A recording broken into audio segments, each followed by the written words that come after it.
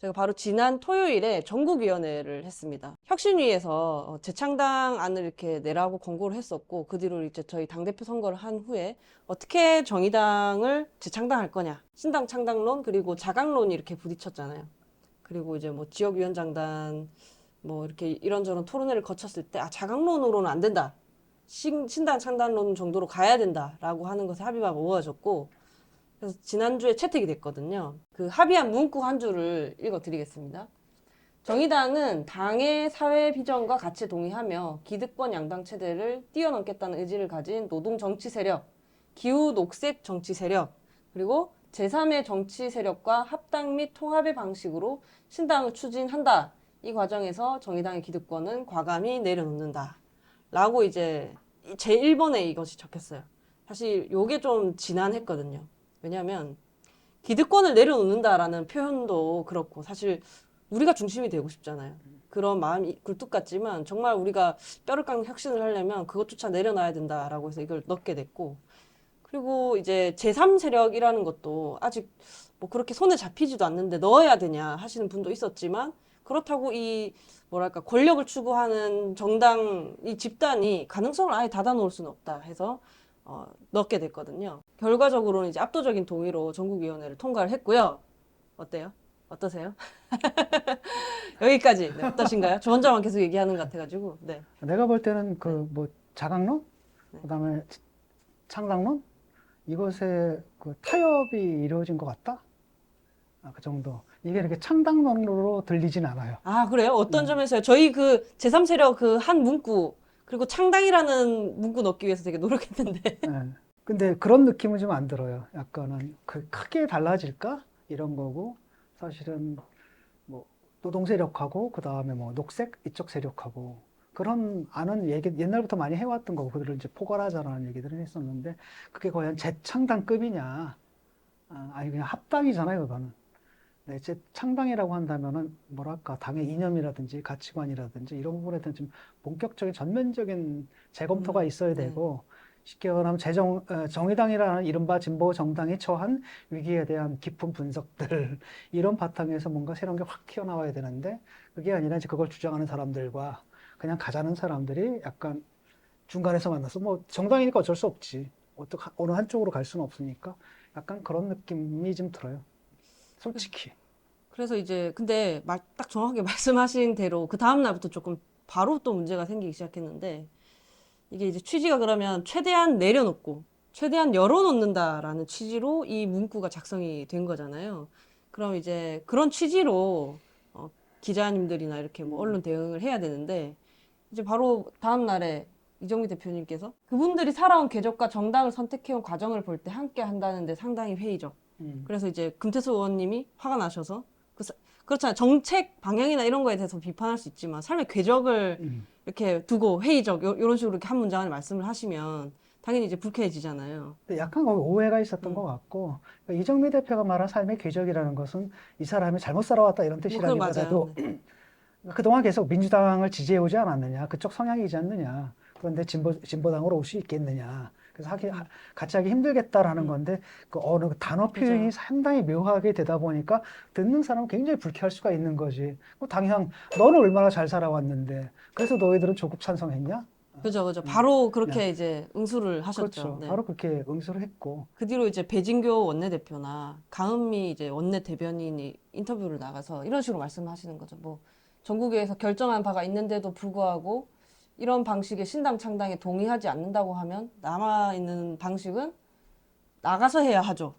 거의. 근데 사실 이분은 조금 내부에서도 좀 나갈 거면 빨리 나가는 식으로 말씀을 하셔가지고 이게 좀 리더로서 할 얘기인가 싶기는 해요. 왜냐면 그래도 이정미 대표님은 어떻게든 이 문구 안에 우리가 같이 갈 수 있는 방향으로 문구를 작성을 하고, 그래도 우리 안에서 합의하고 가는 거니까 어떻게 좀 이탈을 할 수가 있겠냐 뭐 그러니까 이렇게 말씀하시는데, 이건 거의 이제 뭐지 이거는 그냥 이분 자강론이죠. 그러니까 쉽게 말하면은 그냥 가자. 네. 근데 뭐 니들이 뭐 저 창당하겠다는데 굳이 안 말리겠다. 근데 뭐 잘 되지도 않을 거 굳이 안 말리겠다라는 얘기예요. 그냥 해봐라. 안 될 거다. 그러니까 우리가 하던 대로 그냥 갈 수밖에 없는 거고. 근데 굳이 또 이런 방식이 지금 우리가 원하는 그 방식이 아니더라고 니들 나가라. 뭐 이 얘기 아니에요 지금? 그래서 정확하게. 이제 뭐 강미 원내대변인도 뭐 그들은 대상이 아니다 이렇게 생각합니다. 뭐 이런 말씀들을 하시고 그렇게 하다 보니까 이제 다른 인터뷰에서 진행자들이 이런 방식으로 묻는 거죠. 그러면 사실 그 문장 아까 최초의 그 노동, 녹색, 제3지대에서 제3지대를 두고 뭐 이것도 아니고 저것도 아니다라면 결국 노동, 녹색 남는데 그럼 그건 자강론 아닌가요? 그치. 그러니까 변하는 게 맞나요? 저도 사실 민주노동당이라고 생각을 하거든요. 그래서 조금 답답합니다. 그리고 그 문장 하나를 만들기 위해서 거의 뭐 몇 달을 뭐 뭐 의견 그룹의 뭐 이야기를 듣기도 하고 지도부 이야기를 듣기도 하고 전국 간담회도 하고 그렇게 해서 만들어졌는데 통과되자마자 이렇게 내팽개쳐 칠 거면 또 팽개치면서도 뭐 따라야 된다 이렇게 말씀을 하실 거면 이게 국회에서 맨날 그 뭐 법안 소위니 뭐니 뭐 아무리 그 토론해봐야 통과 안 되고 최종적으로 엎어지는 그런 환경이랑 우리 당내 환경이랑 무엇이 다른가 약간 좀 허탈감이 좀 그러니까 들더라고요. 내가 볼 때는 그냥 뭐 지금 딱 보니까 당연히 위기 상황인데 딱히 해법은 안 보이고 그러니까 뭐 창당? 뭐 그건 그래도 나름대로 대안으로 제시된 거 아니에요. 그렇죠? 그러니까 그걸 또 거부하기는 뭐하고. 근데 굳이 딱히 마음에 없는데 거부하기도 뭐하니까 그냥 받아들이는데 잘 안 될 거다. 이런 얘기고 그다음에 그거보다 좀 더 급진적인 방식으로 당을 갖다가 바꾸려고 한다라고 한다면 그냥 나가라. 이 얘기예요. 기득권 내려놓는다라고 하겠지만 이 사람들한테 뭐 굳이 뭐 그러고 싶겠어요. 그러니까 열리지도 예, 내려놓지도 않은 상태라는 거고 그래도 이제 계속 우울한 얘기만 할 수는 없으니까 음, 그래도 신당 창당을 정의당이 이제 하게 됐다는 것 음, 그리고 이제 세 번째 권력도 내부에서 이렇게 목소리를 내고 있다는 것 제가 이렇게 막 툴툴툴 거리고 있긴 하지만 이렇게 변화를 향한 에너지는 남겨놓고 음. 항상 하고 있습니다. 그리고 이제는 우리가 제시하는 이 신당 창당의 비전이 무엇인지를 이제 슬슬 시민들께 공개해야 되는 시점이 왔다라는 거죠. 진보의 재구성에 대해서 좀 평소에 생각하시지 않았나요? 내 문제의식은 뭐냐면은 이른바 좌파가 그 NL이든 PD든 또는 그 밖에 어떤 좌파든 간에 그 이념 자체가 산업혁명의 이데올로기고 근데 대한민국은 어느새 지금 정보혁명의 시대 그걸 거쳤고 그 다음에 그것도 전 세계에서 가장 앞서는 정보사회란 말이죠. 그런 가운데서 그 과거의 틀이 안 맞는 거예요. 그 낡았다는 사실을 인정을 해야 되는데 사실은 다 낡은 거죠. 예컨대 산업화 이데올로기라는 건 이미 이제 박정희 죽음과 더불어서 이미 역사 속으로 들어가 버린 거고 그게 이제 그 리바이벌 한 번 했었죠. 그게 박근혜 때거든요. 근데 그게 탄핵으로 이제 망가진 거고 이미 그것을 역사적 실효성 다 했다는 게 입증된 거고 조국 사태는 이제 민주당의 이념이다. 망가졌다는 걸 다 보여주는 거고 지금 이제 정의당도 사실은 그게 뭐 NL이든 뭐 PD든 그 밖에 어떤 거든 즉 사람들한테 우리 당을 왜 찍느냐 라고 할 때 우리가 제시해 주는 그 서사 그 이야기가 내가 볼 때 낡았다는 거예요. 그러니까 그게 지금 보면 50대 60대 그 밑으로 기껏 내려야 이제 40대 후반 40대 50대 60대까지는 뭐 공감할지 몰라도 그 밑으로는 더 이상 공감할 수 없는 그런 이야기가 돼버렸다는 사실을 우리가 인정을 해야 되는데 항상 뭐라고 생각하냐면 우리는 가장 진보적이다라고 생각하기 때문에 자기는 앞서 있다라고들 착각을 하는 것 같거든요. 근데 내가 솔직히 객관적으로 보게 되면 다 낡았어요. 근데 그게 위기인 것 같고 2030들 특히 이 사람들은 이제 완전히 다른 세계거든요.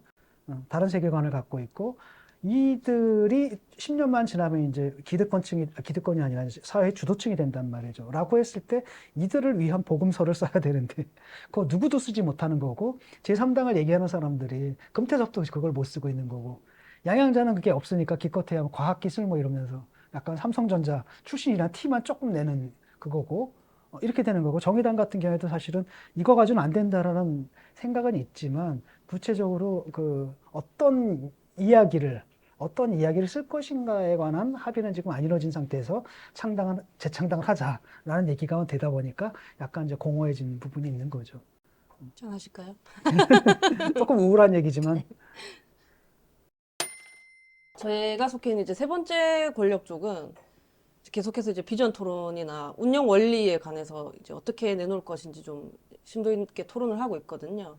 근데 이게 또 젊은 사람만 모인다고 해서 또 젊은 정당이냐, 뭐 미래 정치냐는 아니잖아요. 그거는 뭐 생물학적 나이를 가리키는 거 아니에요. 그죠? 그래서 이제 이런 기존의 정치를 오래 지켜와 보신 분들 중에서 조금 저희에게 조언을 해주시고 좀 든든한 뒷배가 돼주실 수 있는 분들도 열심히 찾아가고 있거든요. 예. 많은 도움을 부탁드리겠습니다. 도울 수 있으면 열심히 돕는데 네. 많은 사람들이 문제의식을 느끼고 있고 자기들의 구원서사는 자기들이 써야죠.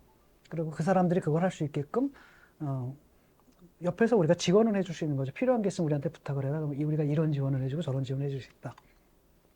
그들의 정치적 욕망이 있을 거예요.